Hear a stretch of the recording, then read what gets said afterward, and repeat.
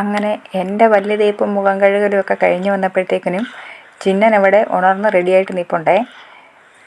താമസിച്ച് എഴുന്നേൽക്കുന്നത് ഒരു പതിവായതുകൊണ്ട് തന്നെ ചിന്നൻ്റെ കുളിയും നനയെല്ലാം കഴിഞ്ഞിട്ടാണ് താഴെ പോകാറുള്ളത്. ഞാൻ ഉണരുമ്പോൾ തന്നെ അവളെ കുളിപ്പിക്കാനുള്ള ചൂടുവെള്ളമൊക്കെ എന്ന് റെഡിയാക്കി വെക്കാറുണ്ട്. കുളിക്കാൻ വലിയ മടിയൊന്നും കാണിക്കാത്തത് കൊണ്ട് ആ പരിപാടി പെട്ടെന്നങ്ങ് കഴിയും. അങ്ങനെ രാവിലത്തെ കലാപരിപാടിയെല്ലാം കഴിഞ്ഞ് നേരെ അടുക്കളയിൽ ചായ ചൂടാക്കി നീലിനും കൊടുത്തു. ഒരു ഗ്ലാസ് ചായയും ഒരു അൽബൂരിയും രാവിലെ തന്നെ ഞാനും അകത്താക്കി.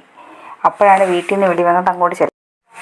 പിന്നെ നേരെ വീട്ടിലേക്ക്. രാവിലെ നല്ല വെയിലാണ്. അങ്ങനെ ഒരു വിധത്തിൽ നടന്ന് വീട്ടിലെത്തി. അമ്മ എനിക്ക് തരാൻ വേണ്ടിയിട്ട് കുറച്ച് വാഴക്കായും കൊഞ്ചും ചക്കക്കുരുവും ഒക്കെ എടുത്ത് വെച്ചിട്ടുണ്ട്. അത് തരാൻ വേണ്ടിയിട്ടാണ് ചെല്ലാൻ പറഞ്ഞത്. അങ്ങനെ തരുന്ന സാധനങ്ങൾ മാത്രം കൊണ്ടുവന്നാൽ ശരിയാവില്ലല്ലോ. അങ്ങനെ തപ്പി നടന്നപ്പോഴാണ് അമ്മ രാവിലെ വെച്ച തോരൻ കുറച്ചിരിക്കുന്നത് കണ്ടത്. അവിടുന്ന് ഒരു പാത്രവും തപ്പി കണ്ടുപിടിച്ച് അതിൻ്റെ അകത്ത് തോരനും എടുത്ത് വറുത്ത് വെച്ചിരുന്ന ഒരു മീനും എടുത്തുകൊണ്ടാണ് ഞാൻ താഴോട്ട് വന്നത്. ഇങ്ങനെ ചെയ്യുമ്പോഴല്ലേ നമ്മളാവൂ. ആഹാ, എന്തൊരന്തസ് അല്ലേ. ഇനി തിരിച്ച് വീട്ടിലോട്ട്. അച്ഛൻ അവിടെ നിന്ന് നഖം വെട്ടുന്നുണ്ടായിരുന്നു.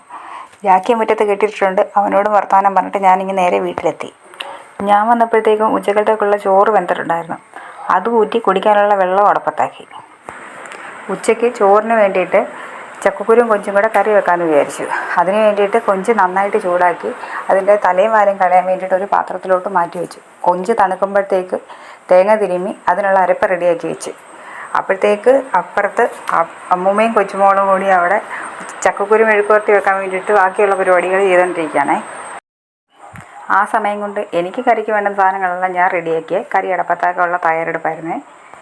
വെളിച്ചെണ്ണ ഒഴിച്ച് ചൂടായി. അതിനകത്തോട്ട് കടുകും പൊട്ടിച്ച് ഇത്തിരി ഉലുവയിട്ട് കഴുകി വെച്ചിരുന്ന പച്ചക്കറിയെല്ലാം ഇട്ട് കൊഞ്ചും ഇട്ട് തിളപ്പിച്ചതിന് ശേഷം അത് നന്നായിട്ട് തിളച്ചപ്പോൾ അരച്ച് വെച്ചിരുന്ന അരപ്പും ഇട്ട് ഇച്ചിരി ഉപ്പും ഇട്ട് നന്നായിട്ട് തിളപ്പിച്ചേ. അകത്ത് കറി വേവുന്ന സമയത്ത് പുറത്ത് പലരും പല ജോലിയിലായിരുന്നേ. അതുകൊണ്ട് ഉച്ചയൂണിന് കഴിക്കാൻ വേണ്ടി ആരുമില്ലായിരുന്നു. അപ്പോൾ ഇന്നത്തെ വീഡിയോ ഇത്രയേ ഉള്ളൂ. Okay, bye bye.